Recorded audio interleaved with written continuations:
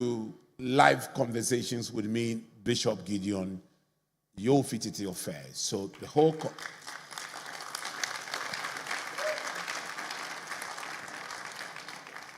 my father died when I was 18 years old. It was quite a blow because I grew up very underprivileged, and when you're underprivileged, you find security with a small group of people, my father, my mother, and my siblings. And my father was the person that I really looked up to and really, really loved and respected and valued in my life. And without any warning, one day I came from town and so he went to town and then he didn't come. So at midnight, my mother woke me up and said, your dad is not back from town and I think he's dead. I said, Mama, how can you say that? Then she said, for the years I've married to your dad, he has never ever stayed outside. He's never slept anywhere apart from home. Your dad is not here tonight. It's 12 midnight and I think he's dead. So we went out that midnight to look for him, places he went to, and we couldn't find him. Then we came back up the next day. We had to go and look for him. So my mom asked us to go. So my big sister, so I went to my big brother's house, and he wasn't there. Apparently, whilst I was away to my big brother's house, my mom had asked my big sister to go to Kolebu, the mortuary, and I asked my other sister to go to that Rich Hospital, the mortuary, to see if anything that happened. And my sister had come earlier, and I told them that he found my dad in the mortuary at Kolebu. He was knocked down by a car. So I had just arrived in that afternoon from my brother's house, and I was heading home, and the whole area was quiet, and the lady just said, Yofi, were you the one who saw your father in the mortuary? Then it was so painful, very, very painful. But then I realized that at 18, if you're a boy growing up in a place where I grew up in Anabraka, and you don't have a father, it could be very, very disastrous. But I realized that I grew up well, went through all my challenges, and then came out successfully. So I've been thinking, how did I survive that? And I realized that, thankfully, I was surrounded by very good people that were willing to have conversations with me and could answer some of the most difficult questions in my life. And I believe I'm a conversationist. I love to converse with people. And I've seen the impact of my conversations with people, young people who have sat down with me for 20 minutes, 30 minutes, and you will meet them later in life, and they come to you in conferences and at the university. People will just walk to me and said, 7 years ago, 8 years ago, 5 years ago, 3 years ago, I came here, met with you, we had a conversation, and since that time, you said these things to me, I went and practiced it, and my life has changed. So I thought that this year, I want to every month hold this conversation called Live Conversations. And the amazing thing about live conversations is that you talk, I listen, and try to help you to understand the difficult questions that you have on your mind. So the floor is open, and it is now your turn to ask me the questions on your mind, and let me help you find answers and solutions to them. So once again, welcome to Live Conversations, the maiden edition. Raise your hands if you have a question to ask. Yes. Okay, you, and then you. Okay. So you mention your name again, then you ask your question.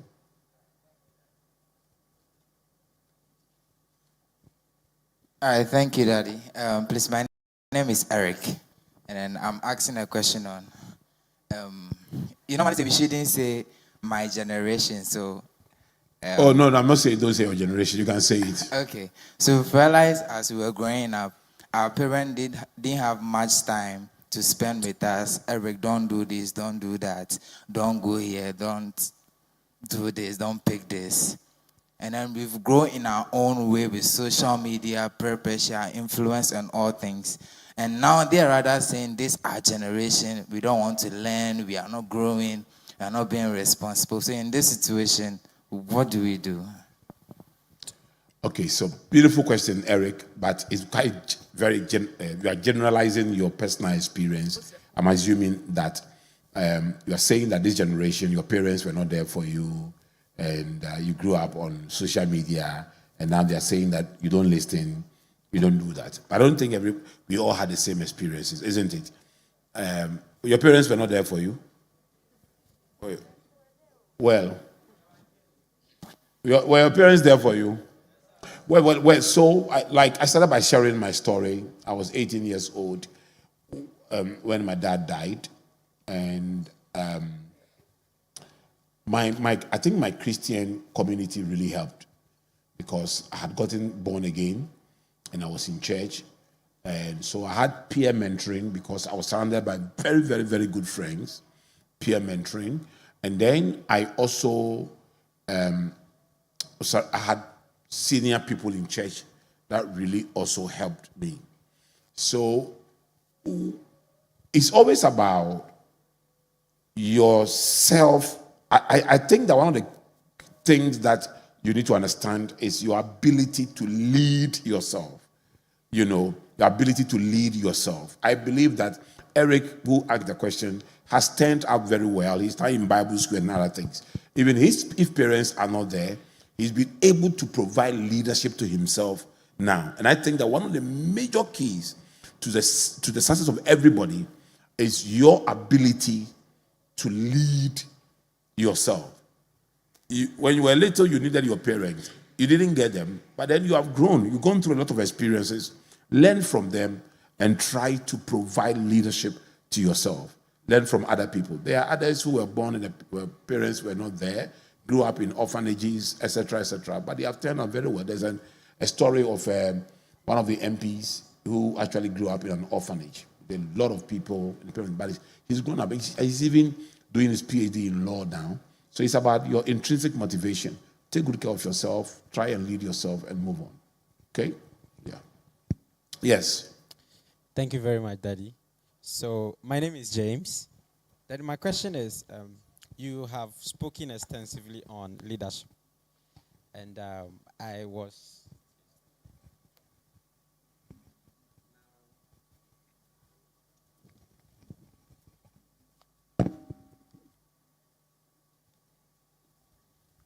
Thank you very much. So I was reading the Bible and I saw that Joseph became the prime minister at age 30, right? So personally, I know in Ghana they say this whole thing that says that, oh, life begins at 40, probably have to be 40 years before you can break into a certain stage. And one of the common phrase you say is the corridors of power and influence. So I'm at the stage where I feel like I have the knowledge, the expertise, and I can lead. I can take charge. But you're waiting to be 40. No. So I don't want to be 40 before I get there. And as I think about myself for the year and for the years ahead, I'm like, how can I strategically break into the C-suite, right? Because I am capable, and I don't want age to be the criteria, because you have to be at a certain age before you can join the C-suite or become a top leader. And there are a number of examples in Ghana where people are mega leaders. They are in their early 30s. So in your experience, what would be the most practical way, like more like a roadmap or a system or a framework that I can follow in the next probably 5 years, right? Fantastic. To find myself there. Yeah. That's my question. Brilliant question. So I think that you get better with age, but I don't think that age must be the only the only factor that determines how fast you progress in life. And you gave a very good example of Joseph, who at the age of 30 was already a prime minister. But you also have to understand that Joseph at that age has really proven himself. He had a track record of solving problems from the house of Potiphar to the prison where he was. And so he did not become a prime minister at 30 by luck. He became a prime minister at 30 because he had a track record of solving problems. In fact, it was one of those people whose problems he solved that recommended him to Pharaoh. That this same problem that you have, I used to have it, and someone by name Joseph in prison helped me solve it. So he got to become a prime minister, but because he was recommended. A man's gift would take him to the corridors of power to meet this thing. So I believe that it's not by age. David fought Goliath when he was around 17. His age did not qualify him to join the army. Yet he had the opportunity to fight Goliath. In fact, when they saw him, they despised him, they disqualified him. There was a young man, he could not fight Goliath. But when he showed his CV, that I have been taking care of my father's sheep. The bear came, I killed it. The lion came, I killed it. So he was disqualified by age, but he was qualified by CV. You understand? People just want to know what you can do. Years ago, you have to be around 25, 30 to play football. Now they are looking for 18-year-olds. There are 17, 18, 20-year-olds who are playing national teams, and they are top. In fact, it is your generation that people are investing in young people, that young people have exposure. And your generation rather offers people the opportunity to enter into the C-suite. So when you talk about C-suite, what he's talking about is that all the top positions in organizations, the titles begin with C. Chief Executive Officer, Chief Marketing Officer, Chief Operating Officer, Chief Finance Officer, even Chief Security Officer. So we call those positions as C-suite. And so he's asking, how do I get there early? Understandably, most people get there when they are 40 and above. He's saying that, can I get there earlier than that? And I'm saying that biblically, there are evidence of people who got to that position earlier than that. And even now, there are a number of people who are becoming MDs of big banks at 38. Top CEOs at IT firms, multinational companies at 35. Now you are going to school early. When I was growing up, so when I hear you people talk about your generation and our generation, and as if your generation disadvantages you. No, I would have loved to be born. What I have done from where I was born and when I was born and what I've been able to do now, I'm telling you, I would do 10 times what I've done if I was born around your generation. Because I went to school at that time. To get to university, you start university around 20 years. Now you are completing university at 20. Because you have to go to 6 years primary school and then go to 4 years middle school before you go to secondary school. So you did, for those who have asked who went to public schools, you have to do 10 years basic education before you go to secondary school. So you go to class 1 at 6, and then you do 10 years at 16 before you write common entrance. Before you enter secondary school for additional 7 years. So 16 plus 7 is what? 23? Oh, 16 plus 7. 23. Before you actually enter university. You see? So I believe that this generation, you rather just develop yourself, choose the right courses, choose the right mentors, because the essence of a mentor is to be able to create a pathway for you. I am talking to people in my office, in their in their early 30s, and I'm telling them, go do your PhD. Because you can become a top person in this university at a very early age. What are you waiting for? And I'm actually approaching young people because I'm their mentor. So I'm approaching them and telling them, listen, I've seen your potential. I have seen what you are doing with masters. I've seen the results you are giving this organization. I am ready to finance you to do PhD so that I can fast track your promotion and go. And I'm sure there used to be a guy who used to worship here. He's now outside the country. But he worked in a bank, and the bank had a program for 10 of them. And the bank used to fly faculty members. They had an arrangement with Harvard.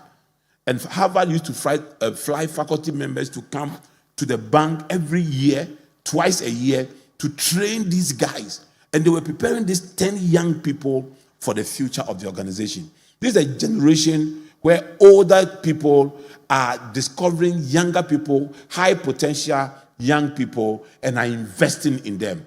I would love to invest in young people for the future of the businesses that I run.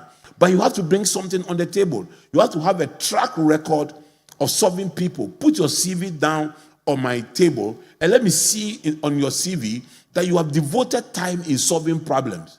Then I can trust you, that I can offer you opportunities. You understand? Yeah. Yes. My name is Joshua Bwampo.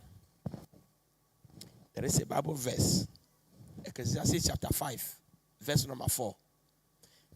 It says, if when thou vowest a vow unto God, fear not to pay it, for he hath no pleasure in the fools. Pay that which thou hast vowed. There are most of our people who have gone to some altars to vow. I want job, I want baby, I want husband. Then, at long last, the altar is no more there. The prophet through you, who you vow, is not there. What do we do? Okay, thank you. It's quite a difficult question. And the prophet is no more there. Why has he gone to? The altar is no more there. Why has the altar gone to? You don't want to go there anymore because the altar has answered you.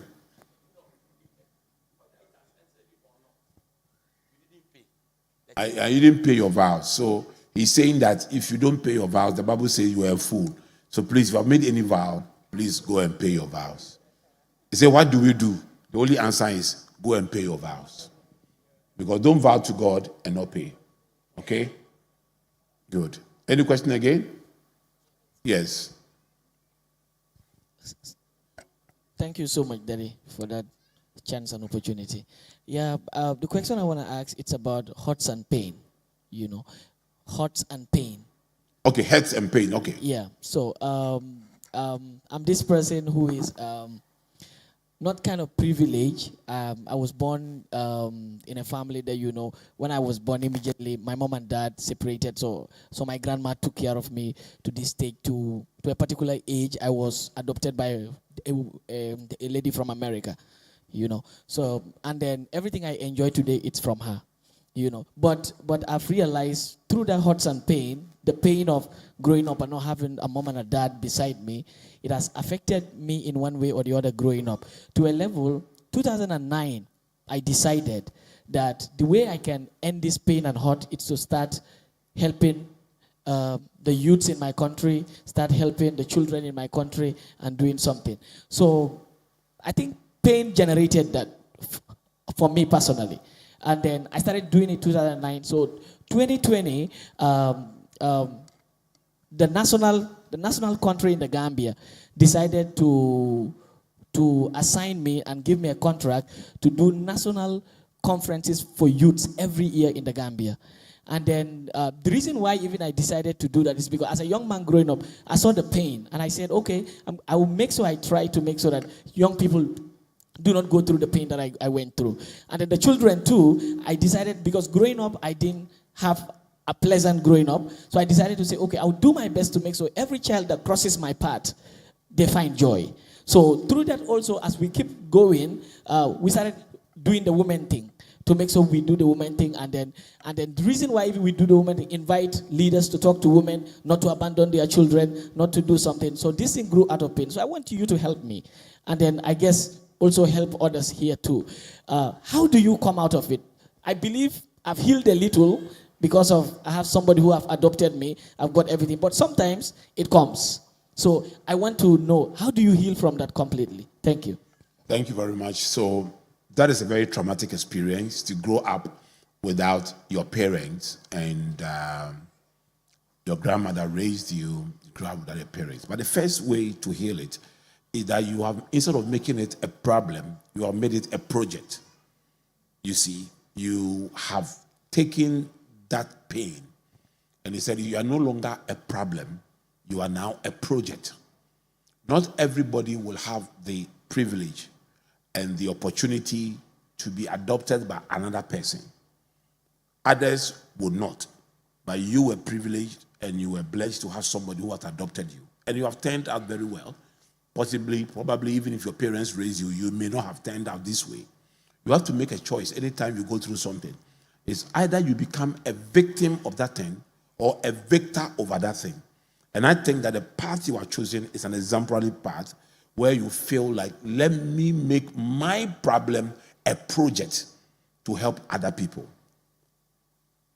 There was a story of a lady who had a child, and the child would not sleep every night and cry. They took the child to different hospitals, and they didn't find solutions.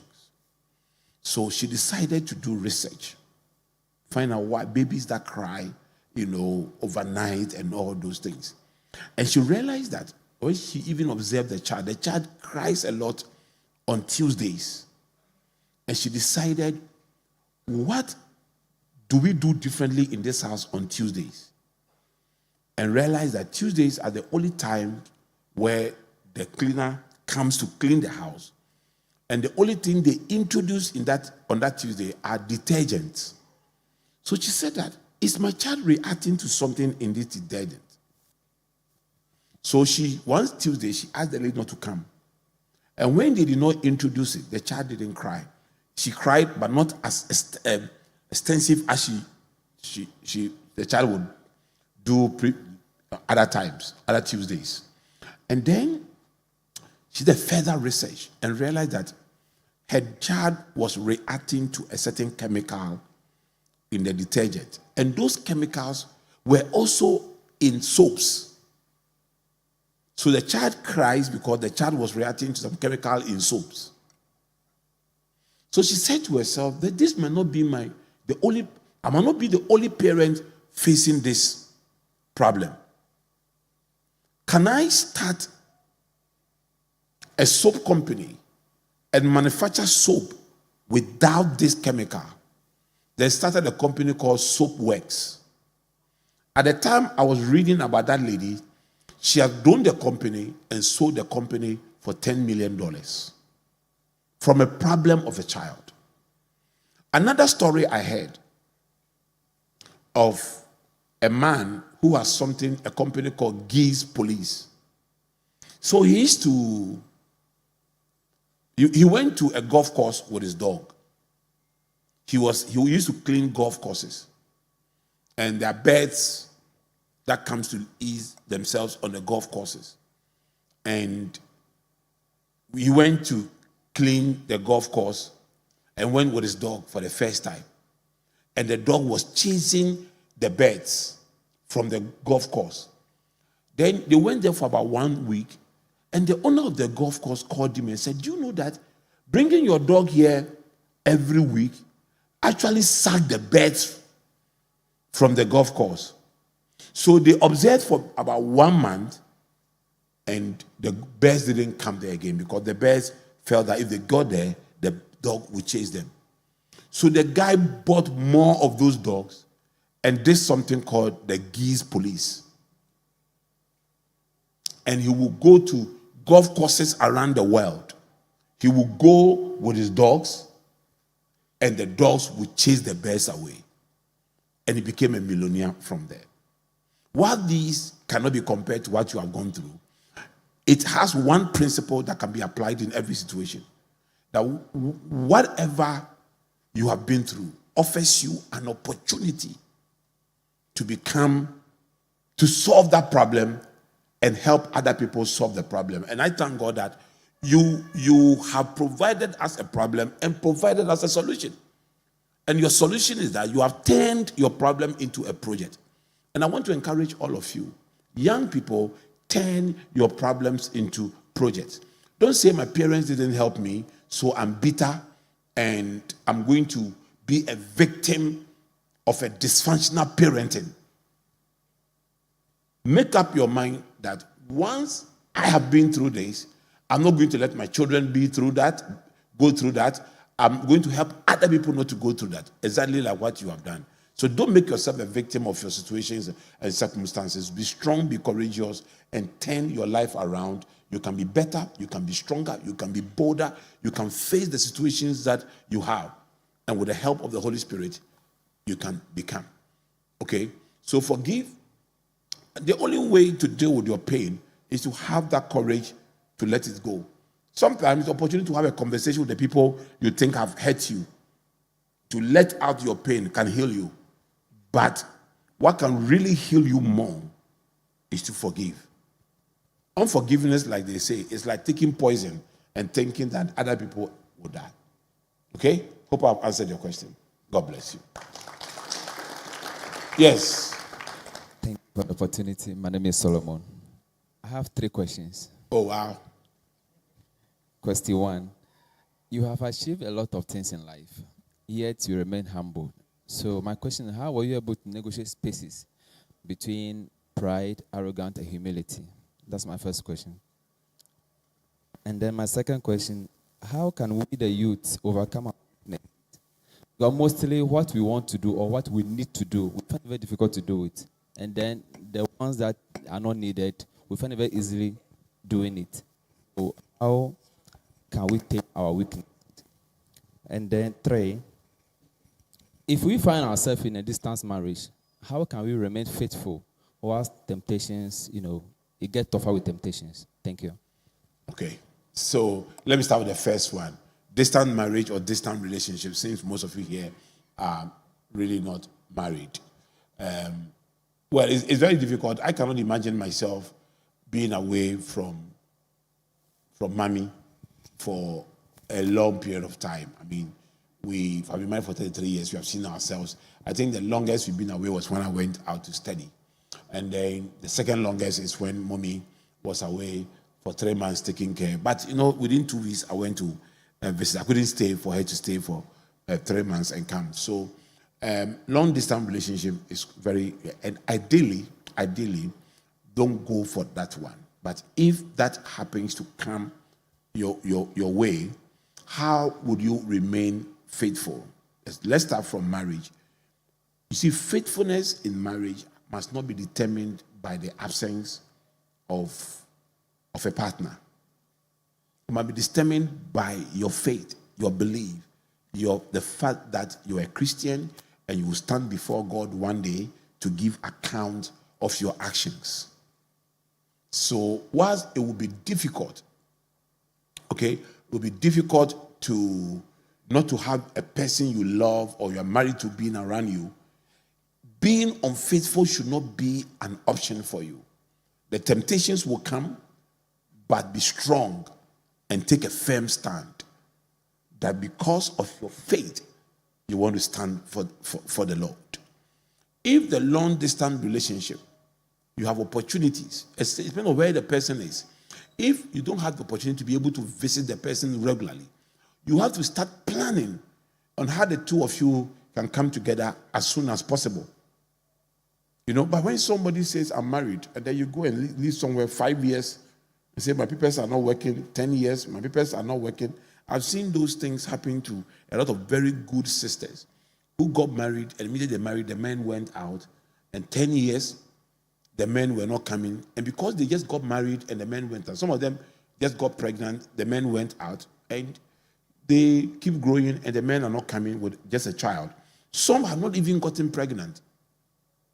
And they hang around, And in some cases, they've just been around and the men have come to say that, well, or the men have called them to say that, if you want to have somebody to marry, just marry. Let me also have my time. So I don't really encourage that couples should separate for a very long time. It's difficult. It's not easy. And the only way to avoid temptation, two ways to avoid temptation and remaining faithful. Number one is to keep to your Christian faith. Number two is to make sure that the long distance relationship, you must find a solution to it. Because you can't continuously resist temptation. One day you will fall into it. If it's a long distance courtship, you have to be very honest and hold a discussion. I've told young ladies, let me tell you something. Young ladies have only very short window for a dream relationship.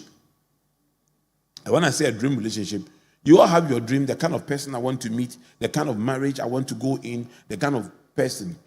Between the ages of, say, 20 to 26, that is the opportunity to have your dream marriage and your dream guy.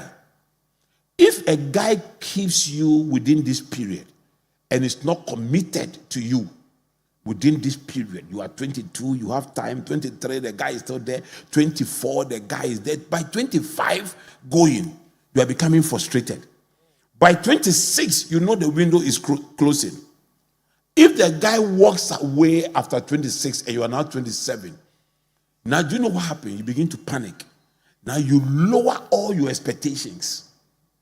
Now even if unbelievers walk into your life, you will accept them. But for guys, even 35, they still can marry. They still, when a guy is around 35, he's looking for a 22-year-old girl to marry, 25-year-old girl to marry when it's at 35. So if you are in a long-distance relationship, please do not allow a guy to hold on to your destiny over a very long period of time. Because guys can wait for 7 years, 10 years in a relationship before they marry. It doesn't cost them anything. For a woman, you don't have that privilege. And don't allow that to happen to you. You understand, ladies? The next question, so I'm taking it from the back to this. The middle one was what? How you can tame your weaknesses. Work with people that have strengths. You work with the wise, you become wise. When I became a Christian, I had to learn how to pray. I identified people in church that my association with them will help me become strong, become better, etc., etc. Even now, I focus on people that will make me better. I think one of the reasons why Mommy and our marriage has lasted long and we are still the best of friends. When I got married, the immediate thing I did was to identify successful people whose marriages I love, to make them my mentors and to associate with them. Where you are weak, somebody has that strength. So make sure you link up with people that can help you overcome your weaknesses. Learn from people and work on your weaknesses. Now let me deal with the issue of having become successful and still humble. Well, so when you are even humble, you don't know it because it's natural for you until people tell you.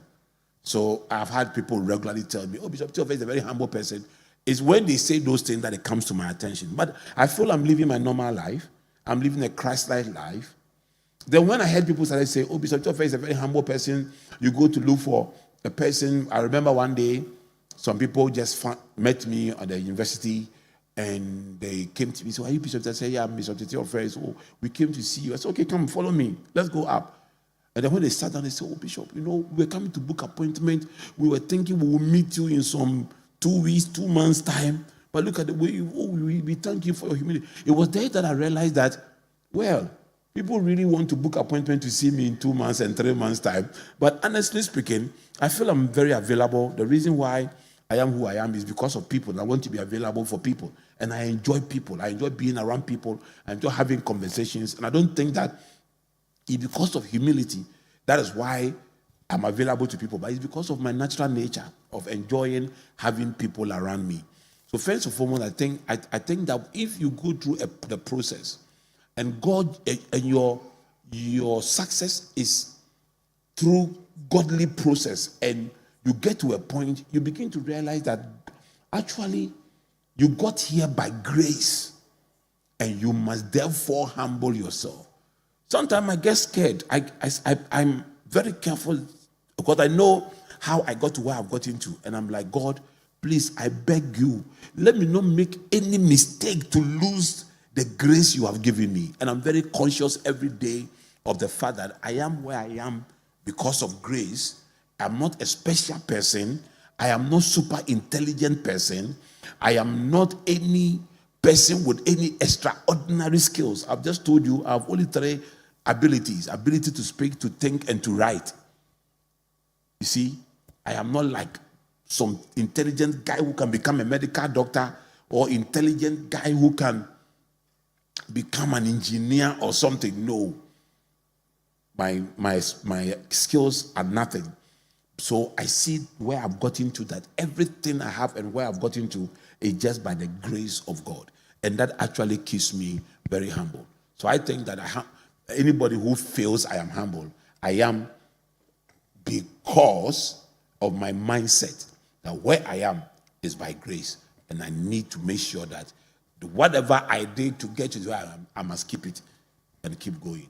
And in fact, I always teach you that success is making complex things simple. The way I've simplified my life, I truly love it. And I want you guys to do the same. Don't be complicated. Don't think of yourself more highly than you ought to. Okay? One day, all of us will end our lives. And where you'll be buried, that's somebody will be buried next to you. And the person didn't live the way you lived, but you are all 6 feet down. You understand? Good. I hope I've answered your question. Thank you. Yes. Thank you so much, Daddy, for this great opportunity.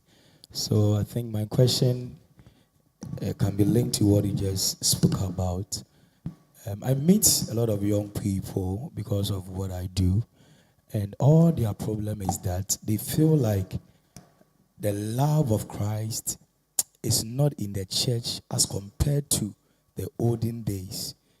What I mean by saying that, if they are young people, how did they know about the love of Christ in the olden days?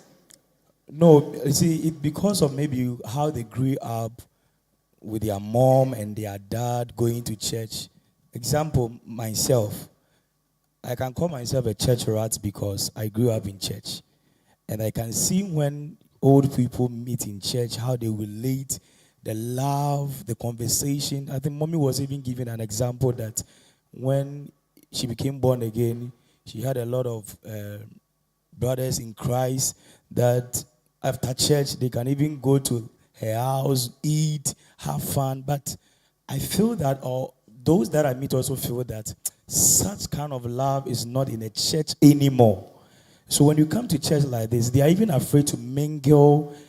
I met one lady here after church last 2 weeks Sunday, and the person was in a hurry to take Uber to go home because that kind of vibe, because there is this kind of fear that there is no love in the church anymore. So please, my question is, how can you advise us as a youth to bring back that first love?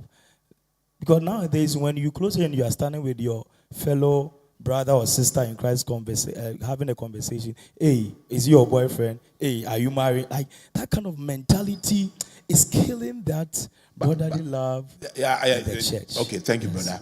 But it was the same in our generation as well. When we got born again, when you are also talking to a brother or a sister, people have suspicions about this. It wasn't all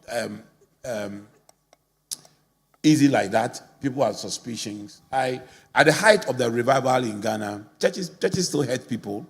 Churches still did things that people didn't like and all those things. I think that one way to survive in church is not to have too much expectations of people. Okay? Then number 2, most of the time, we have a sense of entitlement. So, from what the brother is saying, somebody feels that he should be loved.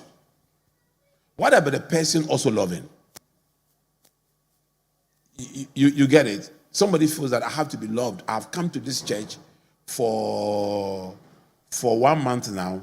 Nobody has approached me. Nobody has asked me a question. Nobody has asked me about my name. Well, I've said to people, so when you say that your generation and that generation, I was also in church for a very long time. No pastor actually visited me. I have a testimony of individuals, young group of people coming and looking for me and all those things. So I feel that people have expectations of the church. Sometimes it's realistic, sometimes it is not. So they feel disappointed. They feel that, okay, once I have come to a church, then that church should like me. Somebody must love me. It's a very big expectation. It doesn't happen that way. Then things are different now. Because sometimes I look at myself and my friends when we were growing up, how we had time. We had time, oh. We had time to go and pray. We had time to go and fast. We had time to sit down the whole day and chat and talk. Now people are hot. Oh, yeah. Now it's not like that anymore. Because at that time, small money can feed you and all your friends. Somebody has some coins in his pocket, and all of you can share the food that it will give you. Now people have to hustle. Now Ghana, the whole Ghanaian system itself, it has changed. You see, some time ago, people, if you don't have work, somebody will help you. Somebody will find some food for you. Now, in your early 20s, you must look for a job. You get it? Even some 20 years ago when I came here, the way people had time for church, now it's not like that anymore. Now the 6 p.m. that you are starting church, it's not that somebody has closed from the office and is coming. And I can tell you that the person who comes to church and immediately after church wants to leave, is genuine because the number of things that I have to do before I start the week tomorrow, the next day, is serious. And the next day, the person wakes up at 5 a.m. to beat traffic and go to work and gets back home at 9 p.m. And the next day, the person does the same. And the next day, the person does the same. And now people are even working on weekends. So when the person hits church and church closes, the person really wants to go and work. Having said that, I'm not holding brief for any church. It is also true that this is a backsliding generation. You mentioned that there is no longer first love. But first love for what? First love for God. People no longer love God the way when I was growing up, people loved God. It is the love of God that you have for God that reflects in your relationship with other people. So let's start a revolution here. If all of you here decide, based on what the brother has said, that from this Sunday, I want to know somebody's name, I want to speak to somebody, or immediately we close this conference, let's begin from here. So brother, we'll start from here right now. Immediately we close this conference, walk to somebody, know the person's name, get the person's telephone number, and call the person. But at the same time, you also have to admit that we live in a very crazy world where there are people in this church who are on our church's platform who can hack into people's phone and call them as if they are... You understand? So and now I'm even scared to ask people to come on church platforms. It's no longer safe. There are a lot of things going on in church today that does not allow people to open up like we used to do. But brother, we have heard you. We will try and back up. Good. God bless you. Yes, brother. Yes, please. 2 questions, sir. So the first one is we live in a society where, I mean, it's becoming more broken and broken and broken. I mean, the incidences of life, some of us are from nations. Some of us are from nations that looks like we're coming from war zones. And then a number of incidences just growing up. I mean, every day we live with constant fear that somehow psychologically tends to affect us. Now, the question I wanted asking is now, I fear for the future in the sense that it's somehow getting to us. We might live as if it means nothing, but it's getting to us, it's affecting how we think, how we do things. Now, are there practical recommendations you would like to recommend to us so as we mitigate whatever comes up in the future? I mean, so that we can have a better society in the future. That's one. And then secondly, I tend to look at the death rates presently among my generations. It seems to me like, I may be wrong statistically wise, but it seems like more of the young persons are living early to graves. And then we have the elders getting more older. I'm not praying for any to die, but at least scripturally speaking, I feel it should be the elder, and then those of us that are coming should live long. Please. Now, Daddy, my question to you is, having lived through decades and generations, now I know you would be able to tell where the difference actually burst out from if my assertions are true. And then, are there practical recommendations you will leave for us, especially those of us seated here? Because I want to live a fulfilled life. Thank you. So, let's deal with the fear for the future. I remember I have shared this testimony before. When I was younger, I heard my mother telling someone that when the cock crows and her eyes opened, she wakes up with fear, how she could take us through the day to feed us morning, afternoon, evening. Just that day, she was always scared to wake up. But here we are, 40 years on, 50 years on, here we are. You know, so there hasn't been a generation that has never entertained fear for the future. Growing up as a young man like you, I also had a lot of fears for my future, especially the way I grew up with this work, with that work.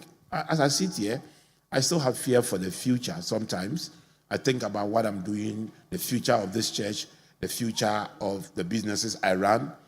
And it is the fear for the future that actually informs my decision now. You understand?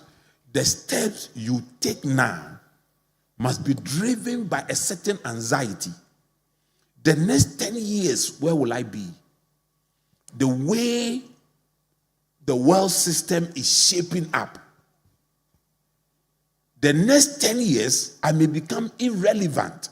See, and when you say fear for the future, you are dealing with relevance. I may become irrelevant. Will I have the skill to compete in the job market? Will I be able to have enough to marry and raise a family and take care of the family of my family? These anxieties are natural. They are there, but they must serve as a motivator to wake you up from your sleep and your slumber to take actions that will resolve it. The way to deal with future fears is to act now, to take steps to deal with it. Okay? For instance, one of the reasons why probably I started University of Gold Coast was driven by fear for my future as a pastor, even as a pastor. I had seen very, very genuine men of God who devoted all their lives in developing people, pastoring churches, and in their old age, I saw the pain they went through. I saw the sufferings they went through. And I was afraid. I had that fear. That so in my old age, will I be like this? In my old age, is this what I will become? Then I sat down and I said, no, I need to answer the future with my actions from today. So I sat down, drew a plan for my future, and at the center of that plan was the natural abilities God has given me. the ability to think, to write, and to speak. I decided to build a future around it.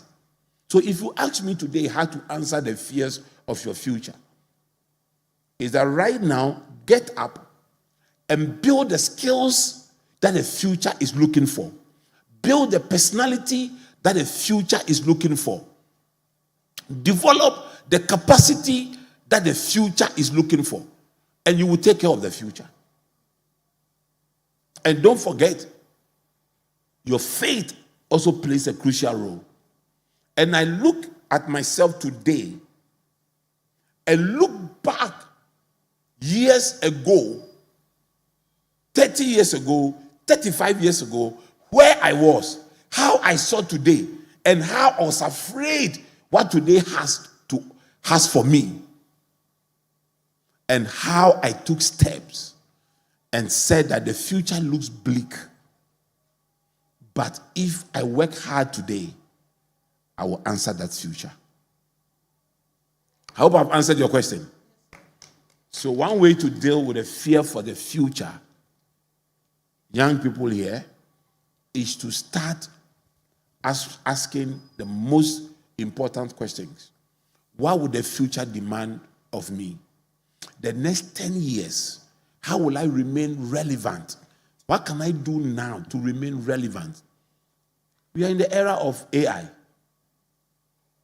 I believe so. Our new program that we are coming up with, a lot of people are coming, but our program on business intelligence and data analytics is the most subscribed to program.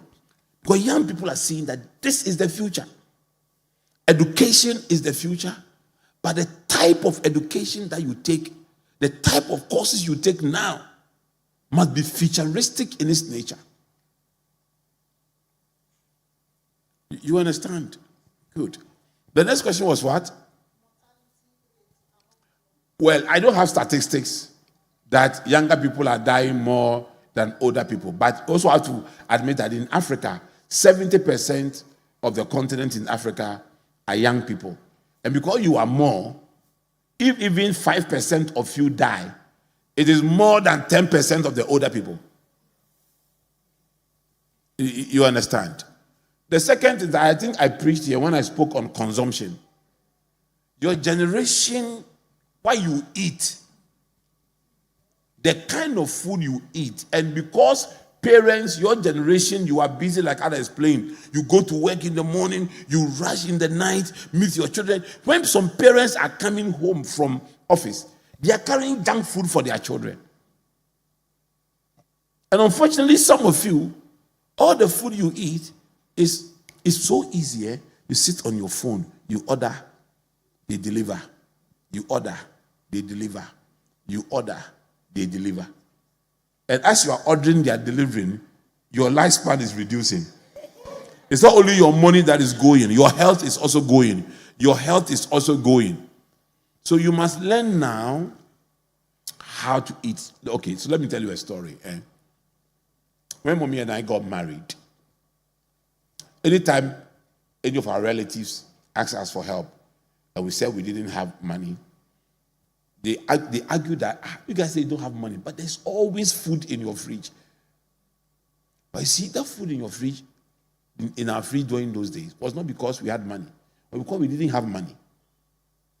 Because we didn't have money, I decided that the food I will eat must be healthy and must also keep long. You see, when I put it in my stomach, when I eat it once. So I became an expert in bean stew. You know the red beans? Oh, I will just do my bean stew. Once you have your bean stew, what comes up is fanti kenke, gari, rice. Somebody agrees with me. When you have bean stew, it solves your problem for a week. And I was eating once a day. But you see, that cooking at home, eating that, it's only when I grew up I saw the health benefit of beans and all those things. Today, you guys don't do that. Growing up, my mother fed us in the morning between 7 and 8, in the afternoon between 12 and 1. In the evening, between 4 and 5. And when you eat, you don't eat again. Now it's scientifically proven that when you eat after a certain time, after 8 o'clock or after 7 o'clock, your body does not digest well. But some of you, as you are coming here, when I was coming here, my chef did my food, and I told her, I'm not really hungry, but by the time I finish the conversation, I'll be hungry. And because I don't want to eat after the conversation, let me eat it now before I go to have the conversation. Some of you are waiting for us to finish this to go and order banku and tilapia. Order check, oily food, and eat. So why are people not going to die? That's why you are dying early. So check your consumptions, and then also walk. You know, some of you came with Uber, and the Uber just drove 5 minutes and got here, or 10 minutes and got here. If you take an Uber to drive you 10 minutes to a place you are going, you are not serious in life. 10 minutes driving is about 30 minutes walk. Why wouldn't you walk? You don't walk. You live here right now. You're going to stand out here and catch Uber. And you know where you are going. Some of you are going to Adogono. Some of you are going to Lashibi here. But you're still going to take Uber and go. On your way, you start ordering your food. By the time your Uber is landing, your food is coming. Immediately you take it, you enter your room, you finish eating. You know the first thing you do? Once you finish eating, you lie on your bed and take your phone. That is you killing yourself. So your generation, you are dying early because you are not taking good care of your body. Okay? So watch yourself. Eat well. Don't deceive yourself by saying that I am young, I must enjoy my life. By the time you are 50, your body will now be showing signs of how you abuse your body with wrong food when you were young. Okay? Good. I hope I've answered your question. So let's take a few more questions and then. All right. Okay. I'm here. Yeah, I know you are there, Patrick. Okay. Good evening, Daddy. Yeah, so I have 2 questions and 1 petition, but I wish the petition would be after everybody has asked their questions, but maybe I will not have the chance to do that. So the first question is that there's an assertion that your family background, in terms of financially, has a bearing on your success in life. But we've grown to understand that there are people who came from privileged backgrounds and they messed up the wealth their parents gave them. And there are people who also came from these obscure backgrounds and they actually made it through life. So there is no 100% confirmation on the family backgrounds of that.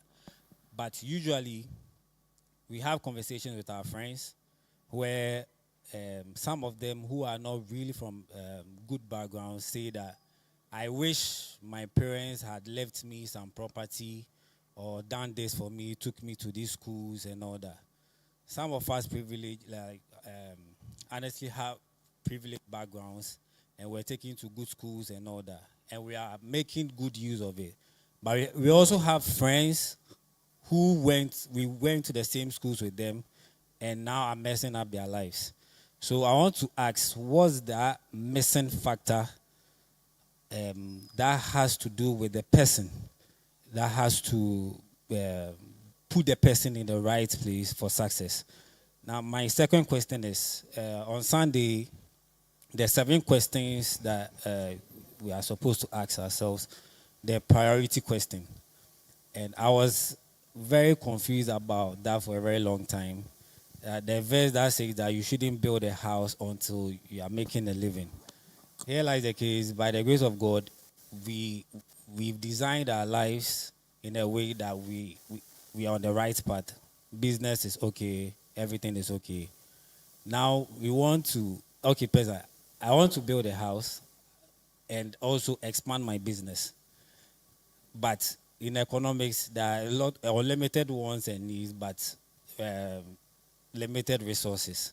So how do we balance these things where we have to expand our businesses at the same time try to build a house because we are hoping to make a family, get married, make a family, and all that. So it becomes problematic on how to invest, where to invest your money, and how to do that as well.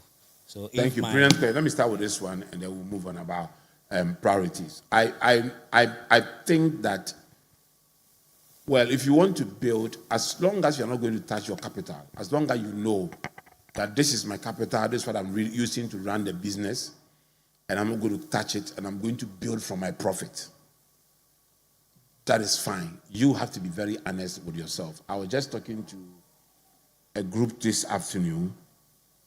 Yeah, I was talking to someone, a group that came to visit me this afternoon, and I was telling them the percentage of your income that must go into paying salaries, the percentage that must go to you, and the percentage that you must put back into the business. Okay? That you must put back into the business. So let's say you're a business owner and you want to build a house. Are you building a house from the business, the capital of the business, or from, if your business is not paying you enough to be able to build a house from your salary? You understand? What it means is that you are now attacking the capital of the business. And sometimes young people, when you're also going to build, you have this ambition. I want to build where my children are. I'm going to have 3 children. So 3 rooms for my 3 children. And then me and my wife, we have 1 room, then 4 rooms. And then guest room, 5 becomes 5 bedrooms. And then you start. And then you just realize that in the middle of it, you're unable to continue. So you have to be very tactical. First, you have to be very careful that you don't dip your hands into the capital of the business. You are going to build from the profit. But even from the profit of the business, a certain percentage should be reinvested into the business. And then a percentage of it, if you want to invest it into real estate, which is a good idea, because when you even put part of your profit into real estate, and later it's affected, you can still sell it and put it back inside. But make sure that you are not dipping your hands into the capital. There must be a certain amount of money. The accountants call it, you must be liquid. It must be a certain amount of money that is in the account. Then before I came here, I called my accountant to my house. He's moved some money from a certain account, and I wanted to explain why that money cannot be moved from that account. And this year, I showed him what my spending plan is, and certain areas that are no-go areas, and certain areas that are this thing. And these things I'm sharing with you is what I've done over the period. When I started running business and money started coming in, people started visiting me at where I live, and their first reaction was like, Charlie, the CEO of this company, that you they live here. Charlie, people say you they live here, you know good, oh, you for do something. I just told them I won't bring anybody here to see where I live. I have to, and my first building I bought, I didn't actually use it for my accommodation. I used it for the school. Because I always felt that if I went to stay inside that building, where would money come from again? So rather, I will use that building as part of the school, and I was renting a house somewhere. So you have to set your priorities right, as far as you are not touching the capital and the business can still function. And also make sure that you don't go and do a big project that will now demand that you collapse your business in order for you to be able to build it. So balance it very, very well. Be tactical, be strategic about doing it. Okay? So coming from a privileged background and coming from an underprivileged background, you just answered the question that it's not the background that determines anything. Some people have come from privileged backgrounds and never succeeded. Some have come from underprivileged backgrounds and have moved on to become very successful. And so, as far as I'm concerned, it depends on you as an individual, your intrinsic motivation. You see, your vision, your personal vision, and where you are going. Sometimes people say that, well, some people have pampered their children and they have grown up and they are. Listen, you can give birth to twins, pamper both of them. One of them will get up and become different from the other. Because of what motivation, what you see ahead. There's a friend of mine who always kept saying that he didn't go to school. He couldn't write nor read. Then when he came to Kumasi to join us in Accra, he kept blaming his parents. Charlie, if my parents were to be up, I would have gone to school. And I told him my story. It's not about parents. How I suffered to go through school. If I tell you, you won't believe. But I was determined. I left secondary school at Form 4. If you see my O-level results, you will cry for me. Because I just wanted to make sure I will write O-levels and see where I will go. I did my O-levels privately, no classes. I couldn't even have money to go to private classes. I was just at home reading to go and write. I changed all my courses. I did science up to Form 4. And now I'll change it to reading subjects. I had only 1 year to write. Go and read all those reading subjects. The way I even combined my courses didn't make sense. But it was just a desire. From there, I went to Bible school. After Bible school, I still said, no, I have to just go and try. So I'm just even comparing myself to other underprivileged people that we grew up together. Some chose that we were too underprivileged to do anything about our lives. I didn't see it that way. I always felt that there was something great in me and I needed to push harder. You will also find people who are also very privileged, and some, because they are privileged, will never take life serious.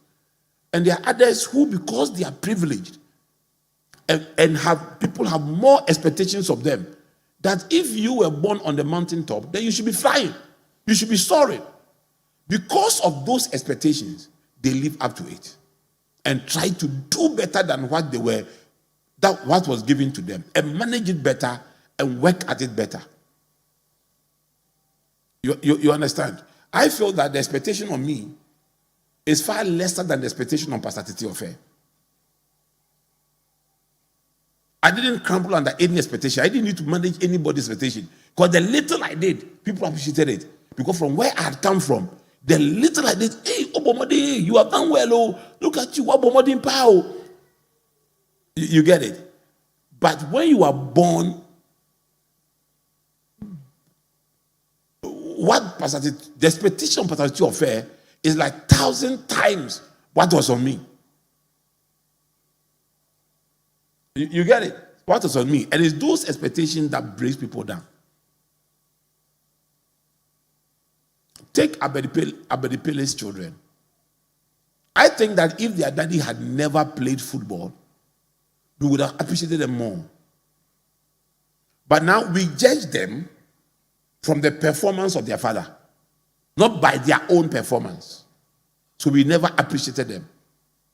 I can imagine if Ronaldo's son decides to play football. No matter what he does, we will judge him from the performance of his father. So you see, even growing up privileged, it's not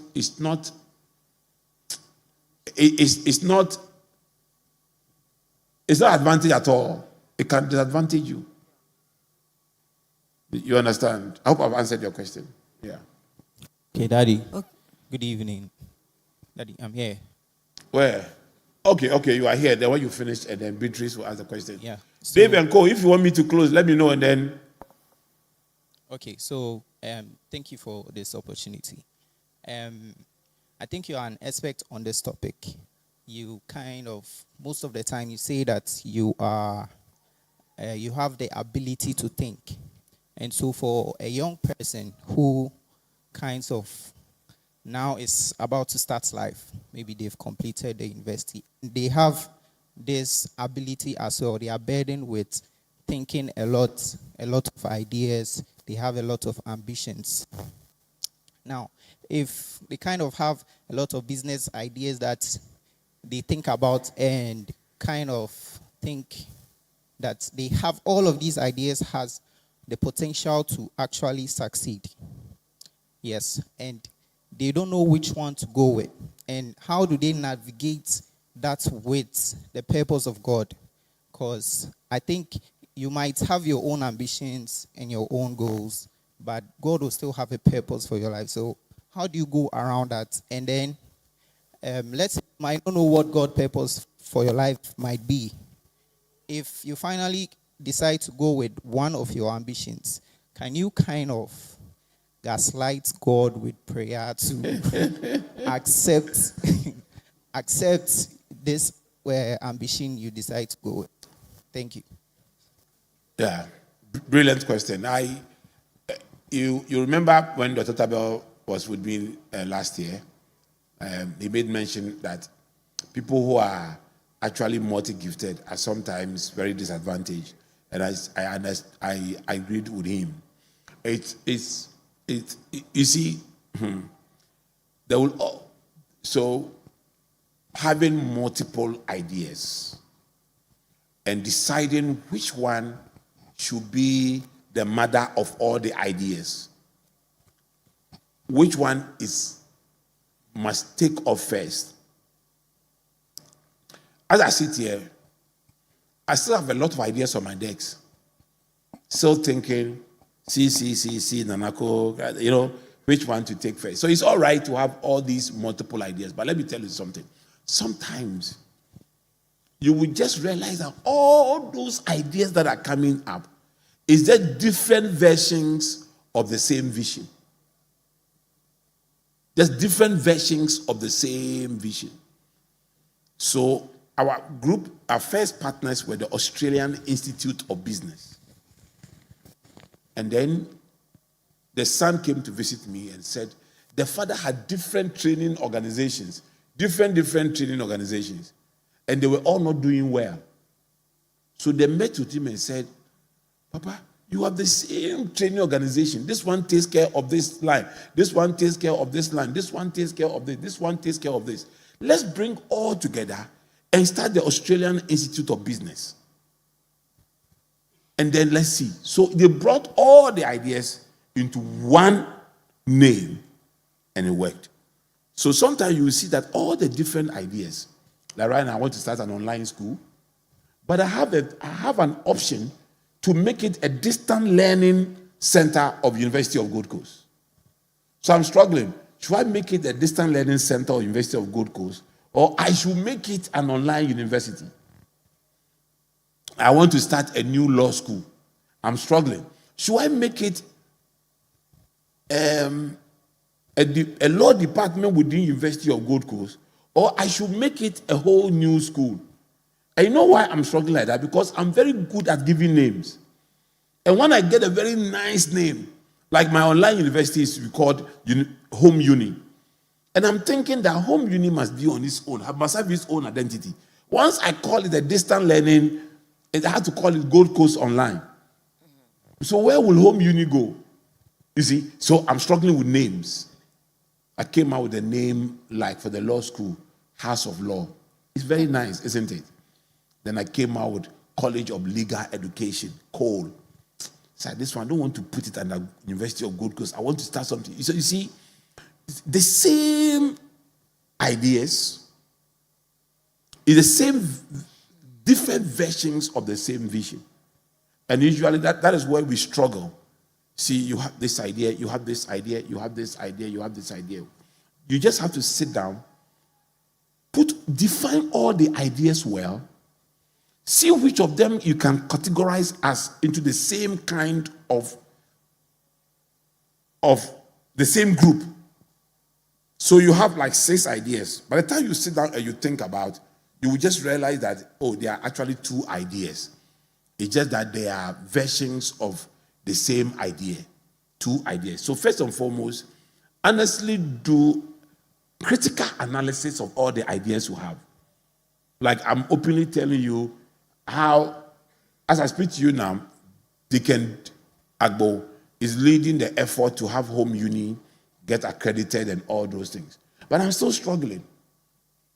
Should I start a whole online university and go for a new, if I put it under University of Gold Coast, I don't need a president. I don't need a registrar. I don't need this. I don't need that. I don't need that. I don't need this. I don't need that. If I start on its own, I need a new registrar. I need a new building. I need a new president. I need a new that. I need a new that. So most of our times, when we say we have multiple ideas, they may be versions of the same vision. So you have to look at it. Am I dealing with the versions of the same vision? If you do critical analysis of it, and you establish that it's the versions of the same vision, try and put all of them together, give it a very nice name, and allow them to grow. And as the vision goes on, if at some point you now want to branch them into different things, fine. The other thing is that when you do critical analysis, they are independent visions, independent ideas. You always have to understand that one of them will offer you the easiest way to start. Okay, don't go for the one that will make it the most difficult to start. You always have to look for which one can I start immediately? So, for instance, right from the outset, I wanted to have a university, but I didn't have the qualification to lead a university. I didn't have the money to start a university. So, a training organization was easier. So I started the African Center for Leadership and Human Resource Development. And I said, I will give myself 7 years. By the 7th year, I'm going to work to make a name, get the qualification, get the money, and start the university. And it worked. Okay, so please look for that one among all the ideas. Look for the easiest one to start. If you feel they are all independent, look for the easiest one, the one that you have the capacity, the one that you have the resources, the one that you have the opportunity to be able to start, and start with that one. Have I answered your question? Good, Beatrice. Okay, so Daddy, I think last week you posted an article on your page on Facebook talking about the 14 cities that you built before 40 years. Yes. And as a lady that I'm growing up, I have 7 years ahead of me to be 40. Mm-hmm. And you stated about 14 capacity cities, and one of them was capacity, authenticity, and velocity. Yeah. All the cities. Yes, please. Electricity, elasticity. Yeah. Oh. So I want to ask my first question. I have 4 questions. So my first question is that what should be my primary focus now in my capacity, character, competence, or calling?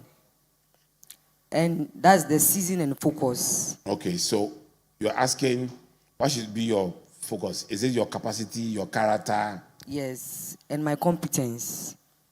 And then the capacity and preparation. I want to also find out, looking back with your story, what capacity did you intentionally build in your 30s that later carried your assignment after 40? Then with the velocity and patience. Oh, but I won't remember them. Let me take the capacity first. But your questions are very brilliant questions, so let me take them. So capacity is a package of the things that you have said. Character is part of capacity. Competence is part of capacity. You get it? Capacity is the volume you can carry. Okay? And it's more of responsibilities. How much responsibilities can you take on at every point in your life? And you know, when you are now picking up and you are now growing, they want you to, if you are working in a corporate institution and all those things, all the work your boss wants to give them to you to do it. They just call you, do this one. They just call you, do this one. They just call you. And when they do those things, they just want to see, even if that was not their intention, even if their intention was to punish you, once you deliver, once they give you, they know, in their minds, they know that what they have asked you to do is too much. But then you deliver. And then you deliver. And then you deliver. This person is very effective. This person is very effective. There's one person in my office now that is managing about 11 programs. It's called capacity. And the result the person is getting managing 11 programs is amazing. And there are others who are managing just single programs and they're not getting the results that I expect them to get. It's called capacity. So now you start thinking about the person in terms of promotion, in terms of rewards, in terms of offering the person more opportunities. You get it? And capacity comes by building your competence, training yourself, understanding the job, and your willingness to go the extra mile to get things done. And I, from the beginning of my listing, there was never a place I worked that I only kept to my job description. If we feel that, okay, my office will close at this time, one of my officers just came to me that the officer and the team have just decided that because the work is a lot, they have decided to close at 6:30. But they can just pack their bag and go at 5. But what will make you successful is not to becoming too legalistic about your contract. I was employed to do this, so if I finish doing it, I won't do any other thing. It won't take you anywhere. In one church, I was employed to be a youth pastor, to become an administrative pastor. I took that job, administrative pastor, and added youth pastoring, and added men's fellowship pastoring, added drama pastor. I was writing scripts and we're performing. Added, they gave me the teaching service, and I added Christian education, developed training manuals for the church, new converse class, this. Every space I felt was available, I took it upon myself and did it. And that is where growth comes from. Growth comes from your ability to go the extra mile. That is where promotion comes from. Promotion comes from your ability to go the extra mile. Don't be too legalistic about your contracts. And I was employed to do this, and I won't go beyond it. If I go beyond it, I feel cheated. Will you pay me for going beyond it? You don't grow like that. You understand? Okay? The velocity. How did you balance moving quickly with waiting on God's timing, especially when opportunities and pressure came early? So, very brilliant question. One of the things I've noticed about charismatics is that when we are not sure of what we are doing, we say we are waiting upon God. Whoever told you that waiting upon God delays you? Doesn't delay you. It doesn't take God 21 days to speak. It doesn't take him 1 year to speak. I have people who 1 year have not taken any step.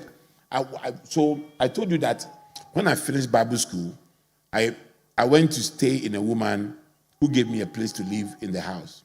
Very fine Christians. Very, absolutely fine Christians. And then the woman, the woman's husband has a nephew who was living with them. And he was not a charismatic. He was an Orthodox Christian. Then after several years, I went back to the house. And the woman's children who went to good school were at home. And the other guy who went to technical school, had finished school, gotten a job, was working, and was feeding the house. I asked these guys, what are you guys doing? Then the senior man said that I'm waiting upon the Lord to give me direction as to what to do.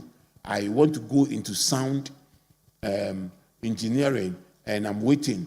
GBC, somebody wants to put me on GBC. Another person wants to put me here, and between there, I'm praying for God to give me direction. I said, nonsense. Which direction is God going to give you? I said, if you want to study sound, go to NAFTI. At that time, they had NAFTI. That week, I said, that week you are going to NAFTI. Today, do you know that person is a lecturer at NAFTI and travels all over the world to teach people sound, film, this. Now he's a lecturer. If I had not gone there to tell him, get up and go and take your form, he would have been saying that God didn't speak. 3 years, 4 years. I know people 3 years, 4 years, 5 years. It's laziness. It's not God that is not speaking. It's laziness. Here is the thing. Your life consistently must be waiting upon the Lord, because God is always speaking, and you must always hear God. My speed. If right now, as we sit here, I am talking to you and you say something and it triggers something in my mind, I know God is talking to me. I've known him. I've been working with him. I have been working with him closely for over 40 years. I know when he speaks. I don't wait for 21 days, 30 days, 40 days, and then somebody is going to 40 days fast before he marries, before he chooses a wife to marry. I'm going on 40 days. That is not spirituality. That is foolishness. So waiting upon the Lord does not delay you. It rather progresses you and moves you fast.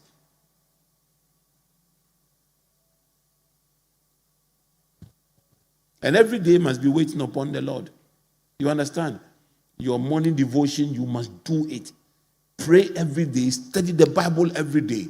Pray every day, study the Bible every day. Pray every day. Keep your spiritual tempo very high and you will hear from God. Daddy, tenacity. Were there seasons where your effort didn't show immediate results? And how did you stay consistent without becoming discouraged? Because some of us, like the young guy said, you have business ideas and things that we have implemented, but immediately we are not seeing results. Oh, yeah. I mean, listen, when I wanted to start business, so I come back to your listen. There's so many things on my mind I wanted to do. I just knew that I wanted extra income other than church income. But what exactly I was going to do, I didn't know. So I have registered plenty companies. And one of them was called Sword of Gideon Ventures. Can you imagine?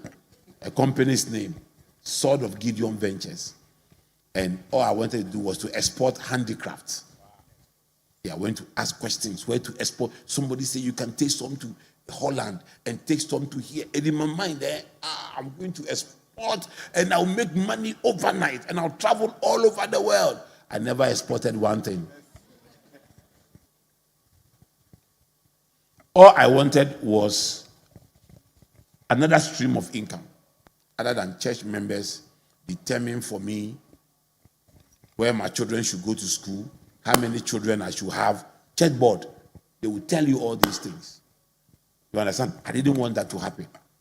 And I have multiple ideas on how I wanted it to happen. And it took me several years. But hey, I've always believed that a kernel of seed, a corn, must fall down, a seed must die before it grows.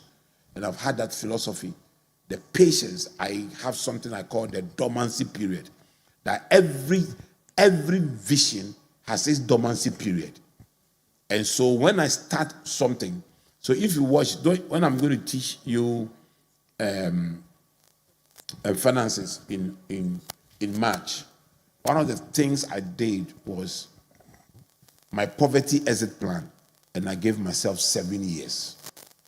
7 years. I'm very patient with success. I don't rush it. I give myself 7 years. When I was 36, I did something called Agenda 440.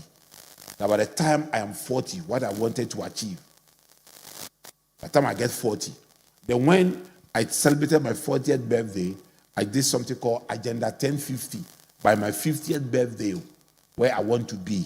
So I always give myself enough time and space to work on a vision. Sometimes what you call delay, it's not delay, it's impatience on your part. That you want to put this thing in the fridge, and in 1 minute, I've not been there before, in 1 minute you want it to become ice block. You remember? You want it to chill, you are feeling thirsty, but you want a cold this thing, and then you put it in the fridge, and after 5 minutes you come and open, and then you do it like this. Oh, then you put it inside again, and then you go back, you come back, and then later you just open it and you drink it. It is not the fridge that is delaying. It is you who is not patient to wait. You understand? Because you have waited to be too thirsty. You have waited to be too thirsty. And you don't have to wait to be too thirsty. So, yes, there are several times where I've started things.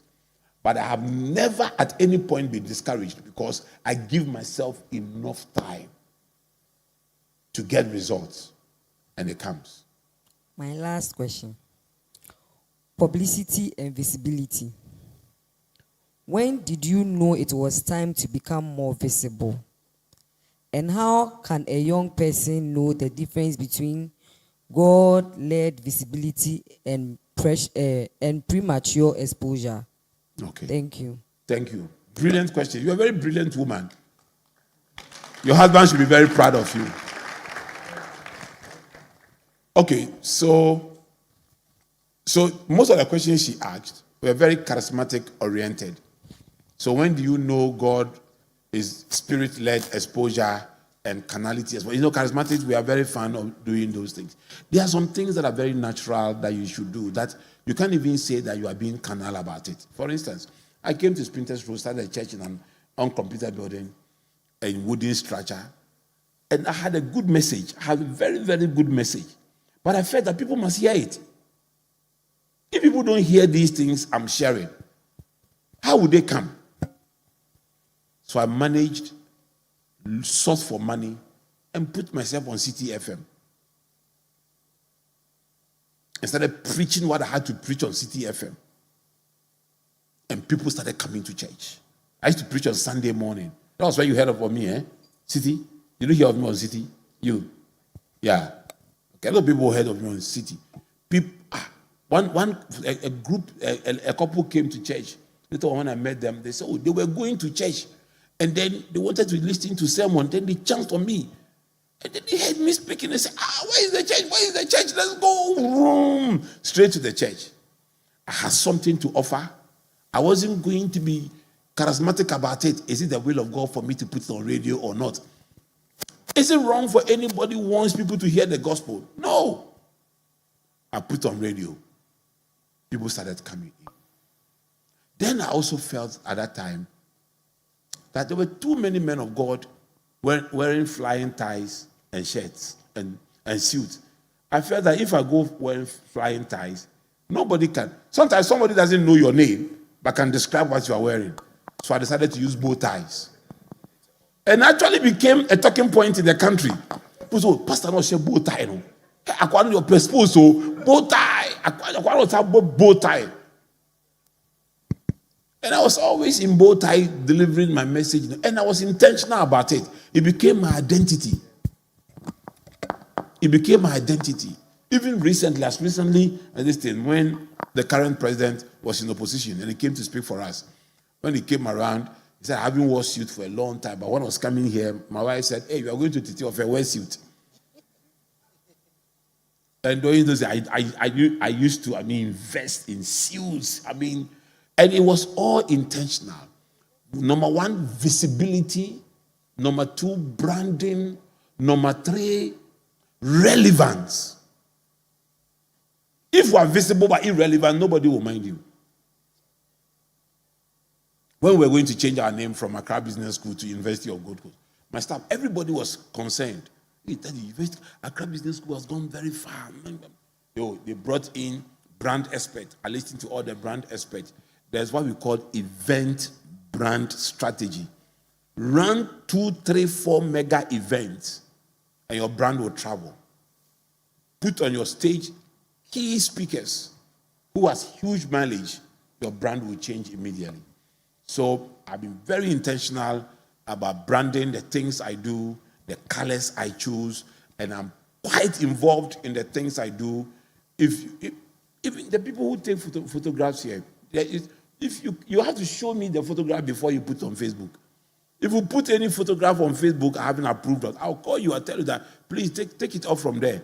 The photograph you have put there does not represent me. It's not every face you take in church that you must put on Facebook. Not to Facebook. You get it. So I'm very intentional. Sometimes if the photos are 2,000, I'll go through all the 2,000 photos and select what I want and give it to the guys. Please put it there for me before they put it. You have to be intentional. You have to communicate. My graphic designer cannot design something and post it without me approving it. I'll be involved. I don't like this font. I don't like this color. I don't like this thing. Change here, do this, and put this here. The fact that you're a graphic designer does not mean you're a communicator. You can design something nice, but it does not communicate anything. You get, have I answered your question? Yeah. Okay, so this should be the last question. Hello. Okay. I'm here. Hello. Okay. 2 people are up. So, Bishop, let him finish and then you ask yours. Okay. The relationship coach will ask the last question. Okay, Bishop, as you are saying something about ministry, I want to ask this question. Yes. I've heard your story whereby you went to Europe and study over there, and after you are done with your studies, God told you to come to Ghana to do his work. Yes. I want to know as God told you, I want to know the thing that you asked God to favor you before you were able to accomplish this mission as you are now. You want to how I ask God what? Yes, the things that you asked him to favor you before you started the assignment of him. Okay, so here is what, if I understood your question, the things I asked God to give me to be able to fulfill his mission and all those things. Okay. So I've preached here and I've always said to you guys here that in my prayers, it's difficult for me to even ask God to give me things. My prayer has always been, how can I give myself more to God? How can I give myself more to God? So, brother, I know what I did. I just obeyed the scripture. Seek ye first the kingdom of heaven, and all other things shall be added unto it. The fact that I could take that step and walk into that DC-10 with nothing from Europe. I had just finished school. I was now going to look for opportunity for ministry. I've just been given a new scholarship. I was now going to look for opportunity to expand. And then suddenly the Lord just said to me, go back to Ghana. The fact that I had the courage to obey God, to come down, was in itself a commitment to seek the kingdom of God first. And all other things shall be added. Prayer is the center, but prayer is not everything. Obedience is key. Obedience is key. No matter how long you pray, and yet you don't obey God, you won't get results. Obedience is key. So what I did was to obey the voice of God and to seek ye first the kingdom of God. And God added everything. So if you want to ask me, what is the secret of my success, how I got here? Obedience. The first obedience was when God told me to leave Europe and come. And I came empty-handed. I still know pastors years, 30 years, 40 years ago who were in Europe who said they are waiting for God to bless them to come. And God has still not blessed them, according to them. And they are still there. So obedience. If you ask me anything, obedience is key. Yes, please, Daddy. So my question is, you taught a lot, or you teach a lot on who we listen to and what we read, as if it influences our future and then our purpose in life. Yeah. I would like to know how does that play a very vital role on who we become. And then the second question is, you also taught on the 3 most important choices one must make, where you spend eternity, your profession, and then who you marry. In our time now, we go through a lot of disappointment and heartbreaks in relationship based on the choices and the decisions we make. With your advice, I want you to advise us as youth on in the area of decisions we make as relationships or marriages. Thank you. When a relationship coach asks you a question on relationship, he's setting a trap for you because he already knows the answer. But let me try to provide answer. So let me start with the relationship. And I'm happy he's asked it. And February 1st, I'm starting a whole series called Marriage 360. I'm talking about relationships and all those things. And I'll talk about the 7 wrong reasons to choose to marry, and the 7 right reasons to marry. And I'll talk about a few other things that will help you. But let me first talk about why people are going through a lot of praise and disappointments and all those. But I always want to tell you that when people start a question and say that in our generation, there is nothing new under the sun. Growing up as a young Christian, I saw a lot of sisters who were disappointed by tongue-talking brothers.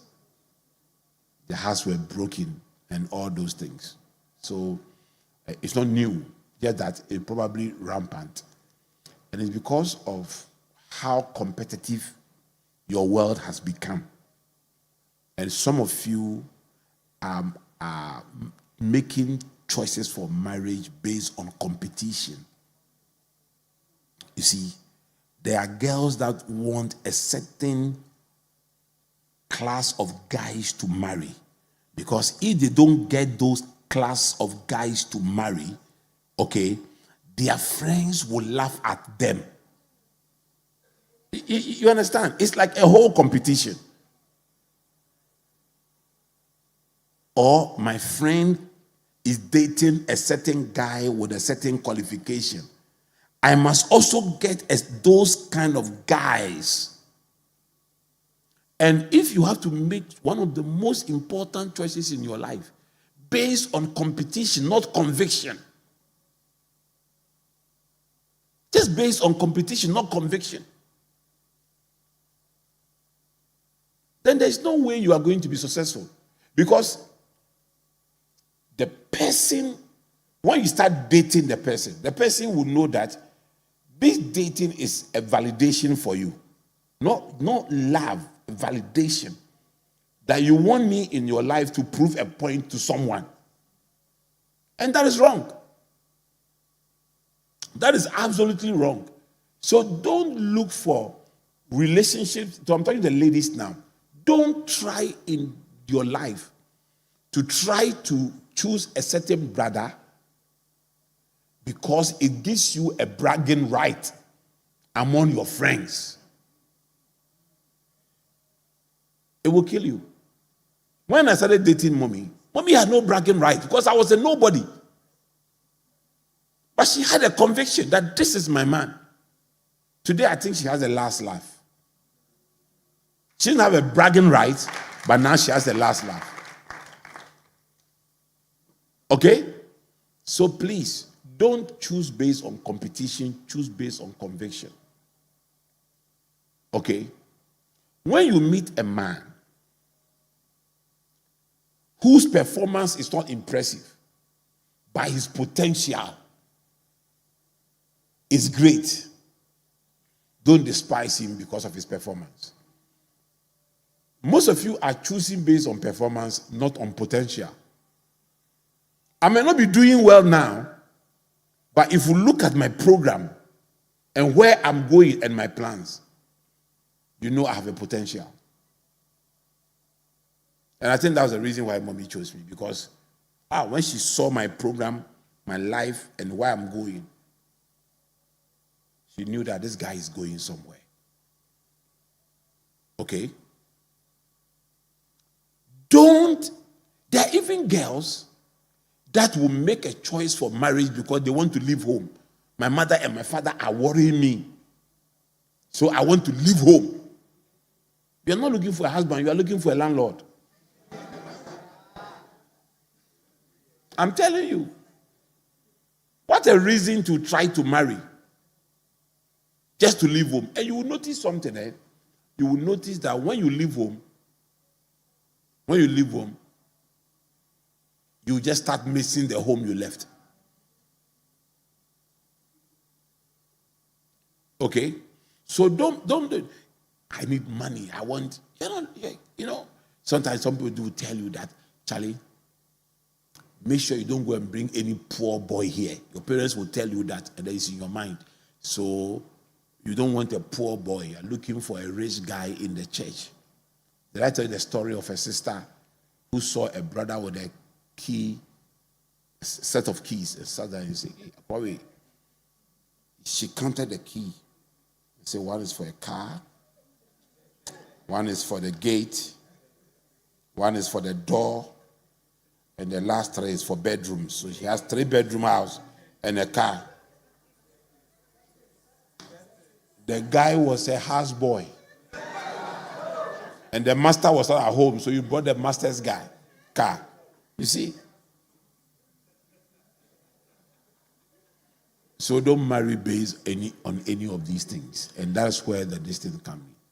There are also guys, they are very lazy guys who also can identify high potential ladies. I handled a case where actually the man had told his wife that when I saw you in church, I thought you had a good job. No, you didn't have a good job. The way the sister was comporting herself and coming to church and dropping, though there was something called dropping. You didn't have Uber. But if you don't come to church with, either you come to church with in trotro and you walk, or you come with taxi and you walk from the station, or you come with dropping. Dropping makes you are in your class. But chatter is where the taxi will wait for you. And when you can chatter a taxi for a whole day. Take the chatter to church. When you finish, you come and sit inside. The driver will be waiting for you. The will come and drop you. It was called chatter. And the sister used to go to church with dropping.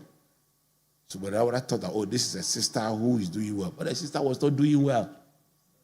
And it became an issue. Settings became an issue in their relationship. So please, don't get into marriages and relationships with these kind of unnecessary motives. It will hurt you. Be prayerful. Seek the face of God. Pray about your marriage. Pray about your marriage. When I got born again, one of the key things I did was to pray about who I wanted to marry. I wanted a woman that would help me in ministry. And mommy too was praying that God should give him a man. And mommy even said that he wanted a man by name Yofi. And when he met me, I said, Yofi. I said, wow. This was not the kind of Yofi I was looking for, but fine.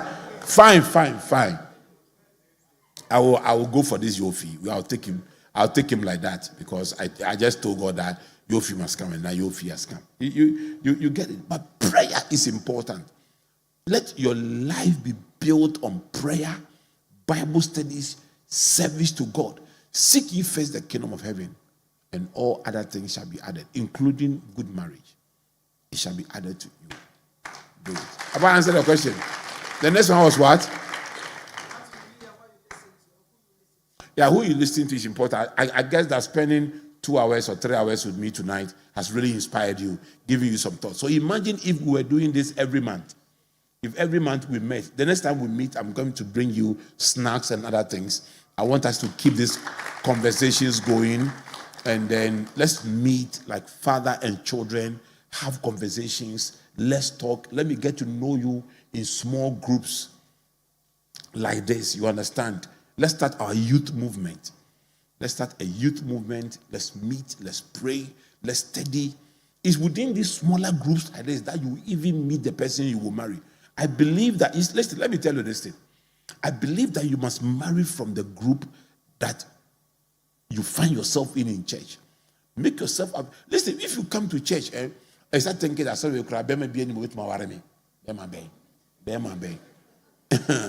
you'll be surprised that these guys you see here that you despise, you are despising. The next 5 years, you will meet them, you'll be surprised that, I didn't know this brother would become a big man like this. I would have married him. Yeah. Now you know. So don't think of yourself more highly than you ought to. You understand? And make yourself available. Be visible and be relevant. Serve in church. Talk to people. Let them know that you are around. Okay? And so listen to the right people. Be intentional about who you talk to. You sit around, you hear that this person is intelligent, or I want the person to be my friend. In church, I chose my friends. Hey, there were some guys coming from Audomi Estates. I said, these guys, they will be my friends. The first time they were praying and they held their hands together. There were guys from Awodomi Estate and Dansoman. They were that bus, but they were serious. They loved prayer. So they have held their hands and they were praying. And I went to join them. Their leader came to tell me that, oh brother, we are praying on a topic. Can you excuse us? Hey, I felt bad though. I felt bad and embarrassed. So I left them. Then the next time the prayer was going on again, they were there. I went to join them. And then they came to tell me the same thing. But I meant that these people, I will be your friend, whether you like it or not. Then the third time I joined them, they didn't say anything. Then after the prayer meeting, some of them started asking me, brother, what is your name? What is your destiny? I used to go to them at Awodomi Estate, evangelism. And then I chose my home cell to be at Awodomi Estate. I will walk from Adabraka to Awodomi Estate. There was some home cell there. I became friends to all the rich people's children who love prayer. They have come from good home. They were well nurtured. They were respectful. They knew how to speak good English. They had certain manners. They love God. They had manners. They had this thing. Grew up in Adabraka. Which one is manners?